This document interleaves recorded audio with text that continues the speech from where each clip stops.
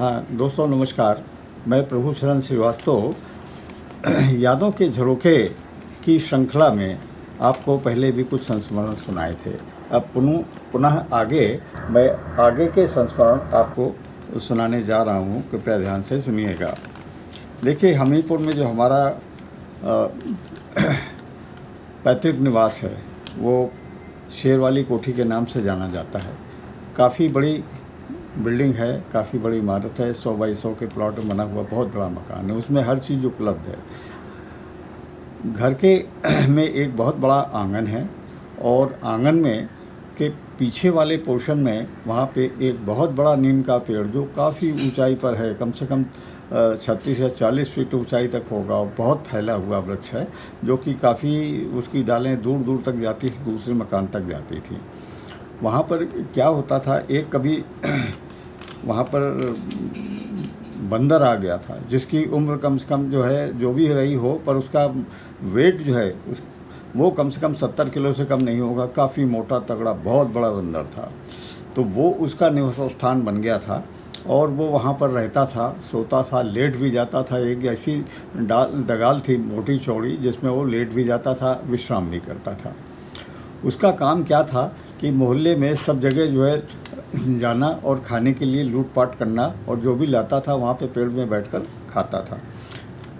जिस दिन उसको जो है खाना नहीं मिलता था या ऐसा कुछ होता था तो वो जो है गुस्से का बहुत तेज़ था, बहुत तेज़ गुस्सा करता था और उस पेड़ की डगाल में अपने चारों हाथ पैर रख कर खूब तेज़ गुस्सा करके खूब हिलाता था, जिससे खूब नीम की पत्तियां भी गिरती थीं और गुस्से के मारे लाल पीला हो जाता था। फिर बैठ जाता था, वो बैठा रहता था। फिर अपने दांव पेच में लगा रहता था कि अब कहाँ जाना है, किधर जाना है। तो जब कभी भी वो ऊपर के पोर्शन में वहाँ की छत से उतर कर जीने से घर के नीचे भी आ जाता था। तो कभी भी हमारी अम्मा जी जो है, अगर रोटी का कटोरदान बाहर रखा हुआ रह गया किचन में तो वो लेकर भाग जाता था और वो रोटियां वहाँ ऊपर जाकर खाता था। तो इस प्रकार उसका ये उत्पात रहता था। और इसके बाद जब प्रसन्न होता था तब खूब अपने से जो है हंस के हा करके और अपने खूब जोर लगाकर पूरा पेड़ हिला देता था, खर खर खर खर खर खर। अब वो हम लोग तो छोटी उम्र में थे, देखते थे, उसका बचपन में बहुत आनंद आता था उसको देखकर।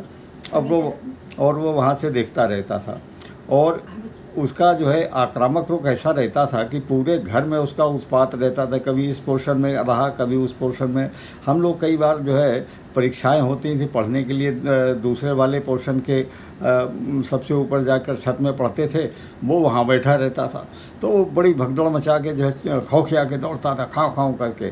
तो मैं था और मेरे साथ मेरी भांजी जो है वहाँ पढ़ती थी, वो भी भाग जाते थे, हम लोग डर के मारे कूद कर आते थे जीने से।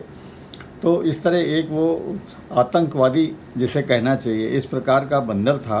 तो उसको हालांकि ये होता था, हमारी माताजी बड़ी सहृदय थीं, देखती थीं जब ऐसे गुस्सा में होता था तो उसके लिए भोजन का भी प्रबंध करती थी। उसको रोटी जो है जाके छत में रख देती थी कि ये आएगा खा लेगा, मुझे गुस्सा कर रहा है। तो ऐसी भी एक मज़ेदार घटना जो है जब याद आती है तो मन को बहुत अच्छा लगता है कि हाँ चलो। उसका हम लोगों ने नाम जो है रखा था मलंग दास, क्योंकि काफ़ी मलंग था, बहुत मोटा तगड़ा था और डरता किसी से नहीं थे एकदम। अगर कोई बच्चा सामने पड़ भी जाए उसको वो करता था, अटैक नहीं करता था, थप्पड़ मारता था। तो ये उसकी जो है मूलभूत वो थी।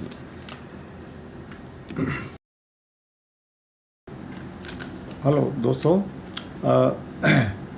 ये बड़े बंदर मलंग दास की संस्मरण में ये अधूरा ही रह जाएगा यदि अगर उसके स्नान करने की बात हम नहीं बताएंगे। तो हुआ ये कि कभी हम लोग घर से बाहर थे और वो आकर वहाँ नीचे आंगन में अपने पूरे परिवार के साथ में बंदरिया को भी और उसके 2 बच्चों को साथ में लेकर आया। ऊपर से ये देखते रहते थे कि इस तरह हम लोग नहाते हैं आंगन में और साबुन लगा कर नहाते हैं, और सामने बड़ा शीशा रहता था, वहाँ पे गंगा वगैरह करते हैं। तो वो सब बंदर मैं परिवार के नीचे आकर आंगन में खूब साबुन लगा कर खूब नहाते थे। खूब नहाया उन्होंने, सारा पानी ख़त्म कर दिया। अब जब दरवाज़ा खोलकर हमारी अम्मा जी अंदर आई, उन्होंने देखा तो मुझे बताया कि ये देखो ये तो नहा रहे हैं। तो चुपचाप हम देखते रहे, तो बड़ा आनंद आया। तो उन्होंने खोला, कहें अब ये गुस्सा हो जाएगा तो झपट पड़ेगा, तो इसको बैठे रहने दो, नहा लेने दो, फिर इसके बाद जाएगा।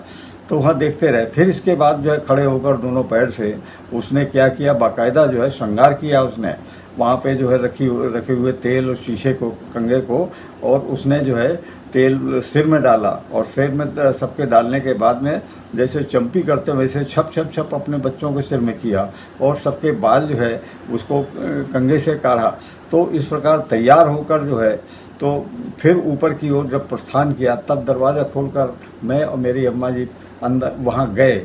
तब देखा तो उसके सारे जो है साबुन सब चीज़ें इधर उधर फैली पड़ी हुई, और खूब नहाया, सारा पानी ख़त्म कर दिया उसने। तो बहुत हंसी भी आई और बड़ा गुस्सा भी आया कि सारा पानी ख़त्म करके इसने रख दिया। फिर शाम के जब उस समय तक नल आ गए थे, नल लग गए थे, तो उन्होंने कहा शाम के जब नल आएंगे तो फिर भर लीजिए। तो ये एक उसमें एक रोचक कड़ी जो है रह गई थी, जो मैं अभी बतलाया मैंने, कि वो भी एक बहुत अच्छा आनंद था कि सब जो है पूरे के पूरे नहाए बंदर साबुन से, खूब नहाए धोए और खूब देर तक नहाया। सारा पानी जब ख़त्म हो गया इसके बाद गए वहाँ से हैं। तो ये एक घटना उसमें और जुड़ी हुई है।